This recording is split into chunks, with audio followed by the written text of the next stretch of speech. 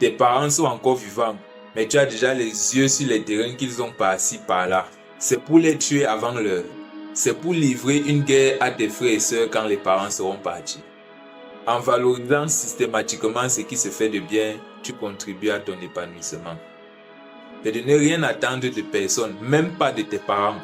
Et agissons dans notre vie comme si elle ne dépendait que de nous, en considérant chaque aide que nous recevons comme une grâce de Dieu. De considérer tout ce qui nous arrive dans la vie comme une occasion d'apprendre. Accueillons de manière froide et stoïque tout ce par quoi la vie veut nous faire passer, mais en sachant qu'il y a toujours un message caché qui est censé nous permettre d'évoluer et de devenir meilleurs. As-tu la paix de l'esprit? Sinon, pourquoi? Aujourd'hui, je te partage 3 astuces clés pour avoir la paix de l'esprit. Salut à toi et bienvenue sur Dieu son d'abord. Je suis Kepse Frankie et ici je te parle de mindset, d'africanité, de vie en société, de famille, d'argent et bien d'autres. Alors, si ce genre de thématique t'intéresse, n'hésite pas à t'abonner pour me soutenir et recevoir plus de contenu sur Dieu son d'abord. Alors, c'est quoi selon moi les 3 clés pour avoir la paix de l'esprit? Alors, selon moi, la première clé pour avoir la paix de l'esprit réside dans le fait de valoriser tout ce qui est bien, d'apprécier tout ce qui est bien. Savoir valoriser à la fois ce que nous faisons de bien et ce que les autres font aussi de bien. Ça nous préserve de la jalousie et de l'envie qui sont des sentiments néfastes qui altèrent la paix de l'esprit. Des fois, tu fais de belles choses dans ta vie, mais le fait de voir que l'autre accomplit ce que tu n'accomplis pas te met mal à l'aise, te perturbe. Ce n'est pas bon. Parfois, tu as même beaucoup d'argent, mais tu es jaloux de quelqu'un à cause de son talent. Pourtant, tu as même plus d'argent que lui. Tu as beaucoup d'argent, mais tu es jaloux de quelqu'un parce qu'il est apprécié des autres. Tu as beaucoup d'argent, mais tu es jaloux de quelqu'un parce qu'il est intelligent. En réalité, ce que tu dois comprendre, c'est qu'il y aura toujours quelqu'un qui fait ce que tu ne peux pas faire. Parce que nous sommes différents. Chacun a son talent, chacun a son don. Tu as reçu ta part de don qui te permet d'être ce que tu es aujourd'hui. Sois fier de ce que tu as accompli jusqu'à présent si tu sens que tu évolues. Ne te compare à personne et la seule chose que tu dois faire quand tu regardes ce que les autres font, c'est d'apprécier ce qui est bien. Parce que quand tu vas savoir apprécier tout ce qui est bien chez les autres, ça va vouloir dire que même la réussite des autres, même le bonheur des autres constitue ton bonheur à toi. Le fait de voir les autres réussir est comme une réussite pour toi, ça te donne de la satisfaction et ça contribue à ton bien-être.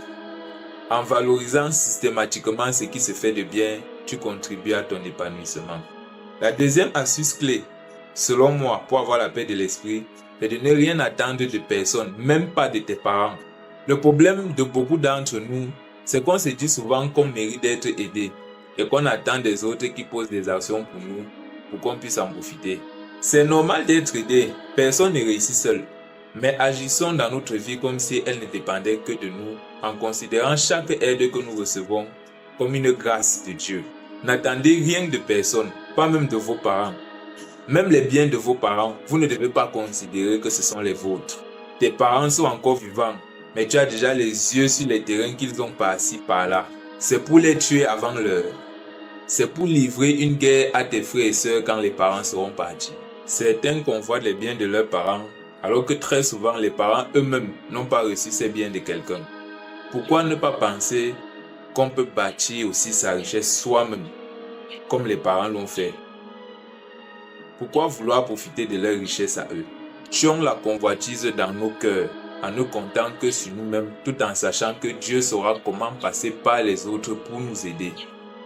Et enfin, la troisième astuce, c'est de considérer tout ce qui nous arrive dans la vie comme une occasion d'apprendre. La vie est une succession d'échecs et de victoires, de hauts et de bas. On ne gagne pas tout le temps, les choses ne se passent pas toujours comme on le voudrait. Toutefois, tout ce qui nous arrive est toujours l'occasion de devenir une meilleure version de nous-mêmes. Alors que de tout le temps juste subir le cours des choses, apprenons plutôt à lire dans les événements du quotidien pour pouvoir tirer des leçons qui nous aideront face aux problèmes de demain. Si tu fais face à une période difficile, à des moments de doute, si tu fais face à l'échec, considère que tu es dans un processus d'apprentissage parce qu'il y aura toujours des leçons à tirer de ce que tu vis comme moment difficile. Donc, essaye de comprendre ce que la nature veut t'enseigner parce que ça va te servir demain pour pouvoir accomplir de grandes choses. Et même face au succès, il faut toujours rester lucide parce que même dans la réussite, il y a des choses à apprendre. La réussite t'enseigne au moins ce qui marche. Quand la réussite t'enseigne ce qui marche, c'est aussi l'occasion de pouvoir partager. Donc n'hésite pas aussi à partager ton savoir aux autres. Parce que c'est en élevant les autres qu'on s'élève soi-même. Donc, accueillons de manière froide et stoïque tout ce par quoi la vie veut nous faire passer, mais en sachant qu'il y a toujours un message caché qui est censé nous permettre d'évoluer et de devenir meilleurs. Voilà les 3 astuces clés que je voulais partager avec toi et qui doivent t'aider à avoir une meilleure paix de l'esprit.